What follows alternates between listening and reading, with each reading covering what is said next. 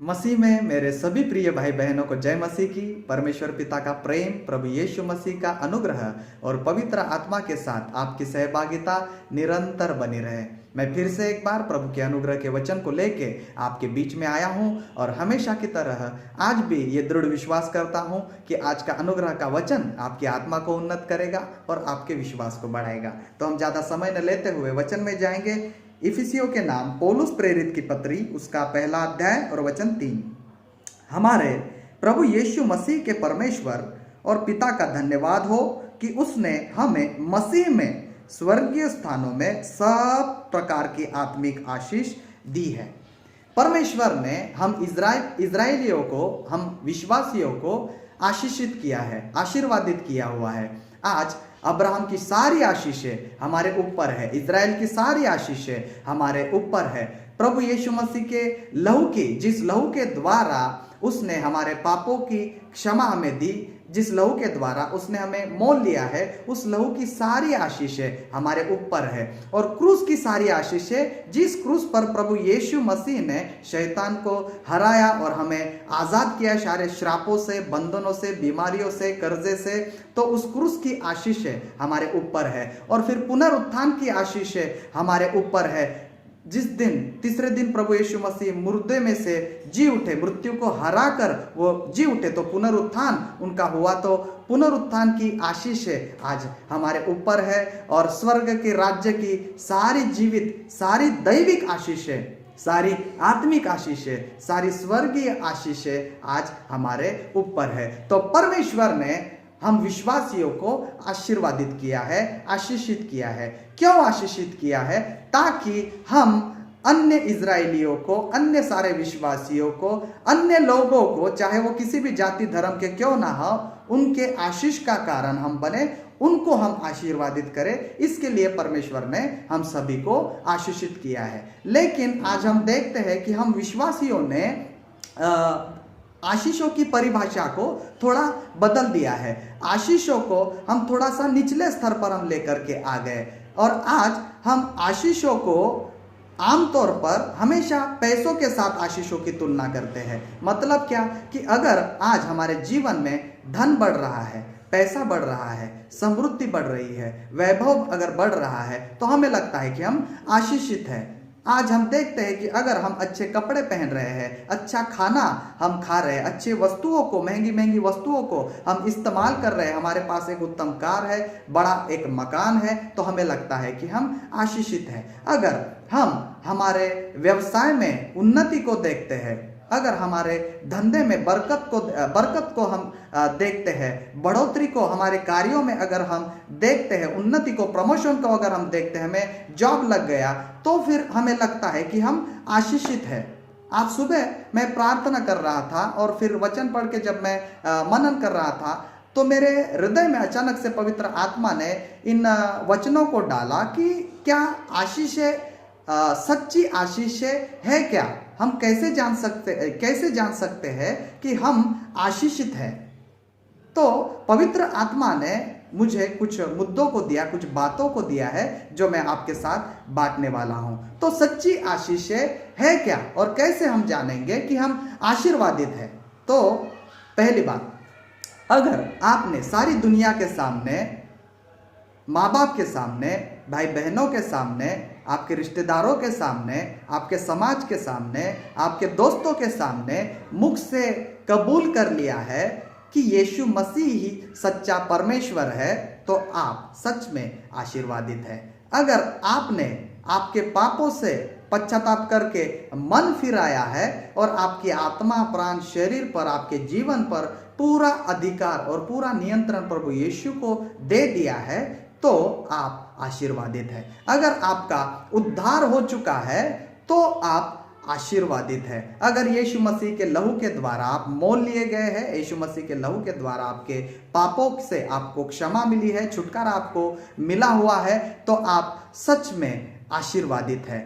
अगर आज यीशु मसीह के स्वभाव को आप प्रकट करते हो, अगर यीशु मसीह का चारित्र्य आपके जीवन से दिखता है, स्वर्ग के राज्य की सुगंध आपके चारित्र्य से बाहर अगर आती है, तो आप सच में आशीषित हो। अगर पवित्र आत्मा की संपूर्णता से आप भरे हुए हो, पवित्र आत्मा के वरदानों से आप भरे हुए हो, पवित्र आत्मा के फलों से आप भरे हुए हो, तो आप सच में आशीषित है। अगर आज आपका नया जन्म हुआ है, आदम में आप मर गए हैं और मसीह में आप अगर नई सृष्टि बन चुके हो विश्वास के द्वारा, तो आप सच में आशीर्वादित है। अगर आज आप रोज मरते हैं आपके पापों के लिए, अपराधों के लिए, गलतियों के लिए, मोह के लिए, अभिलाषाओं के लिए, अगर आज आप रोज मरते हैं पौलुस की तरह, तो आप आशीर्वादित है। अगर आप रोज स्वयं का इनकार करते हैं, स्वयं की इच्छाओं को प्रभु को दे देते हैं,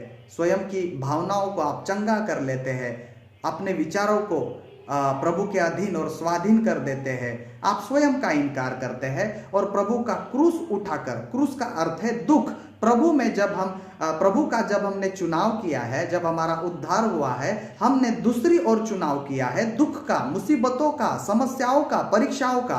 तो अगर आप क्रूस उठाकर प्रतिदिन उसके पीछे चलते हैं और उसको आपने स्वीकार कर लिया आपके जीवन में, तो आप सच में आशीर्वादित है। अगर आप प्रभु की बुलाहट को पूरा करना चाहते हैं, प्रभु के उद्देश्य के लिए आप जागृत हैं, अगर जिस योजना के लिए परमेश्वर ने आपको चुना है उस योजना को पूरा करने के लिए आप परिश्रम कर रहे हैं, तो आप सच में आशीर्वादित है। अगर आपकी देह को मारकर कूटकर आप वश में रखते हैं, तो आप आशीषित हैं। अगर आप स्वर्ग के राज्य के सामर्थ को प्रकट करते हैं, वरदानों को प्रकट करते हैं, उपस्थिति को प्रकट करते हैं, महिमा को प्रकट आप करते हैं, तो सच में आप आशीर्वादित है। अगर आज आप प्रभु के साथ विश्वास योग्य हो, आज्ञाकारी हो, हमेशा प्रभु के वचन के अनुसार आप चलते हैं, हमेशा प्रभु की दर्शन के आप खोजी है, हमेशा उसके मुख को आप निहारने वाले लोग हैं, विश्वासी है, तो आप सच में आशीर्वादित है। अगर आज आप मसीह में मर गए हो, मसीह में मर गए हो, एक तरीके से बपतिस्मा जैसे आपने लिया, मसीह में आप मर गए हो, आपके पापों के लिए आप मर गए हो, मतलब आप अभी पाप करने का आपका मन ही नहीं होता है। अगर गलती से पाप हो भी जाता है तो वो उस पाप की आपको आदत नहीं लगती, मतलब क्या आप प्रभु का भय मानते हो, बुराई से अगर आप बैर करते हो, तो आप आशीर्वादित है। अगर आज आपके जीवन में शुद्ध जीवन जीना, पवित्र जीवन जीना, योग्य जीवन जीना, आदरणीय जीवन जीना, जवानी की अभिलाषाओं से भागना, प्रभु की बुलाहट में बने रहना, विश्वास की अच्छी कुश्ती लड़ना, अपनी दौड़ को पूरा करना, ये बातें प्राथमिकता रखती है, तो आप सच में आशीर्वादित है। भले आप थके हो, भले आपने आराम नहीं किया है, लेकिन फिर भी अगर आप वचन पढ़ते हो, वचन को याद करते हो, वचन को मनन करते हो, वचन को आपने अंगीकार करके आपके जीवन में लागू कर लिया है, तो आप सच में आशीर्वादित हो। वचन और प्रार्थना अगर आपके जीवन शैली बन गई है, तो आप सच में आशीर्वादित है। आशीर्वादित, आशीषे, इसका यूनानी भाषा में अर्थ है मकारियोस। मकारियोस ये शब्द है यूनानी भाषा का, जिसका अर्थ है जीवित, आनंदी, शांति से भरा हुआ, भेजने के लिए योग्य और हर एक प्रतिकूल परिस्थिति में जो निर्भय रहता है, जो प्रभु पर निर्भर रहता है। तो जीवित कैसे जानेंगे हम आशीषित है? हम जीवित है आत्मा में। अगर हमारा प्रभु यीशु मसीह के साथ संबंध जीवित है, उस जीवित संबंध ही के द्वारा स्वर्ग का राज्य जन्म लेता है। उस जीवित संबंध ही के द्वारा स्वर्गीय आशीषें जन्म लेती है। प्रभु यीशु मसीह के साथ अगर आपका जीवित रिश्ता है, तो शुद्धता जन्म लेगी, पवित्रता जन्म लेगी, सामर्थ जन्म लेगा, वरदान जन्म लेगा, पवित्रता जन्म लेगी, फल जन्म लेंगे, चारित्र जन्म लेगा, प्रभु का स्वभाव जन्म लेगा। अगर प्रभु के साथ आपका संबंध जीवित नहीं है और फिर भी आपके द्वारा सामर्थ प्रकट हो रहा है, आप चिन्ह चमत्कार कर रहे हो, पवित्रता में अगर आप जी रहे हो, तो ये सामर्थ स्वर्ग का, पवित्र आत्मा का सामर्थ नहीं है, ये आपका स्वयं का सामर्थ है जो आप लोगों को आपकी ओर आकर्षित करने के लिए इस्तेमाल कर रहे हैं। तो प्रभु के साथ अगर आपका संबंध जीवित है तो आप आशीर्वादित हो। दूसरा, अगर आप आनंदी हो, हर एक मुसीबत में, ताड़ना में, सताव में, कमी घटी में, बीमारी में, विरोध में, संकट में, इन सारी बातों में भी, अंधियारे में भी आप अगर आनंदी है, खुश है, प्रभु की उपस्थिति में, प्रभु की महिमा में, प्रभु की स्तुति आराधना में आप लवलीन रहते हैं, आप आनंदी रहते हैं, तो आप सच में आशीर्वादित है। अगर आप शांति में भरे हुए हो, आपका विरोध किया जा रहा है, लोगों ने आपको छोड़ दिया है, लोगों ने आपको त्याग दिया है, आपके खिलाफ बुरी बुरी बातों को फैलाया जा रहा है, आपकी निंदा की जा रही है, आपको अपमानित किया जा रहा है, आपकी चुगली की जा रही है, आपको आपके ऊपर थूका जा रहा है, आपकी मतलब कि एक तरीके से बदनामी की जा रही है, आपको परेशान किया जा रहा है, सताया जा रहा है, लोग आपको श्राप दे रहे हैं, लोग आपके बारे में गलत गलत बोल रहे हैं, फिर भी उन सारे लोगों को आप क्षमा करते हो, उनको आशीषित करते हो, तो ये चिन्ह है कि आप आशीर्वादित हो। और दूसरी बात कि आप हमेशा शांति में भरे रहते हो, कमी घटी में भी, धूप में भी, बीमारी में भी, सारे कर्जे में भी आप शांति में भरे रहते हो। एक जिम्मेदार विश्वासी कभी भी उसकी शांति को, उसके आनंद को, उसकी खुशी को शैतान को चोरी करने नहीं देता है। तो आगे भेजने के लिए योग्य, सेवकाई को भेजने के लिए योग्य, सुसमाचार प्रचार करने के लिए भेजने के लिए योग्य शिक्षा देने के लिए भेजने के लिए, योग्य उपदेश देने के लिए भेजने के लिए। अगर आपको प्रभु ने चुना है उसकी सेवकाई के लिए, अगर प्रभु ने आपको भेजा है सुसमाचार प्रचार के लिए, तो आप आशीर्वादित हो। हम आशीर्वादित हैं। हमें आज इन सारी बातों से खुद को देखना है, आत्मपरीक्षण करना है कि क्या सच में हम आशीषित हैं, क्या सच में हम आशीर्वादित जीवन जी रहे हैं। आशीर्वादित व्यक्ति हमेशा प्रभु के भय में जीता है। आशीर्वादित व्यक्ति, उसके जीवन में हमेशा प्रभु की इच्छा के अनुसार जीना ही प्राथमिकता रहती है। वो हमेशा प्रभु के साथ आज्ञाकारी रहता है। वचन को छोड़कर वो कभी भी दाएं बाएं नहीं मुड़ता। वचन के साथ वो कभी भी समझौता नहीं करता। आशीर्वादित व्यक्ति वह केवल वह करता है जो वचन उसको करने की अनुमति देता है। अगर वचन उसको कुछ करने की अनुमति नहीं देता तो चाहे उसको कुछ भी कीमत चुकानी पड़े, वो कभी भी कॉम्प्रोमाइज नहीं करता है। पौलुस कहते हैं कुरिन्थियों की दूसरी पत्री उसका 4 अध्याय और 18वें वचन में कि हम अनदेखी वस्तुओं को देखते हैं, न कि देखी हुई वस्तुओं को, क्योंकि देखी हुई वस्तुएं मिट जाती है, लेकिन जो अनदेखी वस्तुएं है वो सदा सर्वदा बनी रहेगी। ये जो आशीष है, मैंने आपको अभी बोले धन के बारे में, तो देखिए आज हम हमेशा विश्वासी गलती क्या करते हैं, हम केवल प्रभु के हाथ को ही निहारते हैं। उसके हाथ में, दाहिने हाथ में वैभव है, उसके दाहिने हाथ से जो आशीष निकलती है, समृद्धि, वैभव, उन्नति, है ना, कार, ये सारी आशीषें उसके हाथों से निकलती है। लेकिन एक परिपक्व विश्वासी होने के द्वारा हमें अभी प्रभु के मुख को निहारना है। हाथ हमें दिखता है, लेकिन मुख हमें नहीं दिखता। हमें उसके मुख को निहारना है, और जब हम मुख को उसके निहारेंगे, अनदेखी वस्तुओं को हम निहारते हैं, और जब हम उसको मुख को निहारते हैं, तो ये सारी दैविक आशीषें, ये सारी जीवित आशीषें, ये सारी स्वर्गीय आशीषें हमारे जीवन में सक्रिय हो जाती है।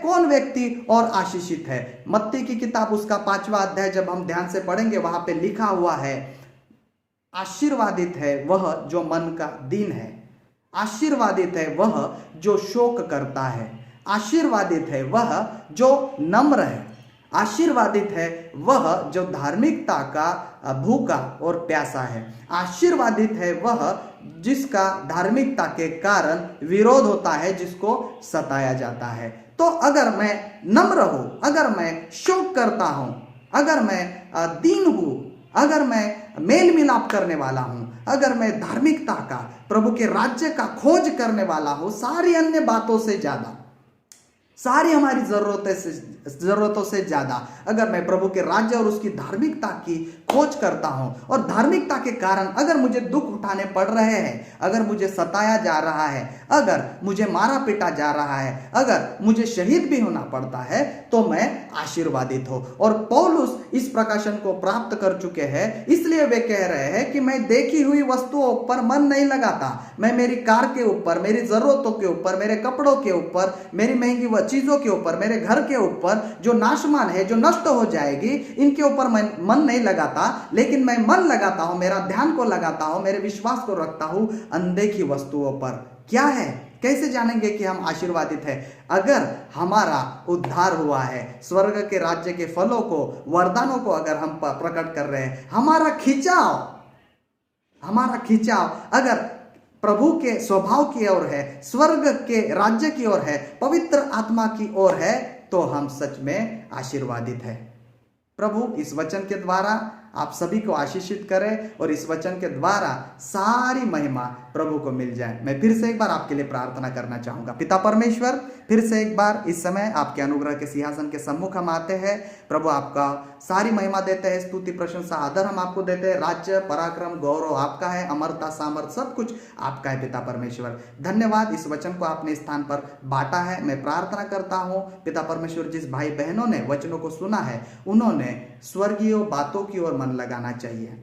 पिता परमेश्वर, मैं प्रार्थना करता हूं कि हम सभी ने पृथ्वी की नहीं मगर स्वर्गीय बातों की ओर मन लगाना चाहिए। हमें अनुग्रह दीजिए कि पिता परमेश्वर, हम हमेशा अनदेखी वस्तुओं को देखें, हम हमेशा पिता परमेश्वर देखकर नहीं मगर हम विश्वास से चले पिता परमेश्वर, और जो सारी टिकने वाली आशीषें हैं हम उसमें बने रहे, और उस आशीषों में हम बने रहे, सक्रिय रहे, और अन्य सारे विश्वासियों को जो विश्वास में बुझे हुए हैं, निराश है, हताश है, उनके लिए भी हम आशीष का कारण बन जाए। फिर से एक बार पवित्र आत्मा आपकी संपूर्णता से हमें आप भर दीजिए। प्रभु यीशु मसीह आपके स्वभाव से, आपके चारित्र्य से हमें आप भर दीजिए और होने दीजिए पिता परमेश्वर, हमारे जीवन के द्वारा हमेशा आपको महिमा मिलती रहे, हम घटे और आपका राज्य बढ़े पिता परमेश्वर। इन सारी बातों को आपके अधीन और स्वाधीन करके ये प्रार्थना हमारे उद्धारक प्रभु यीशु मसीह के नाम से मांगता हूं, इसे सुनिए और दया से कबूल कीजिए प्रभु।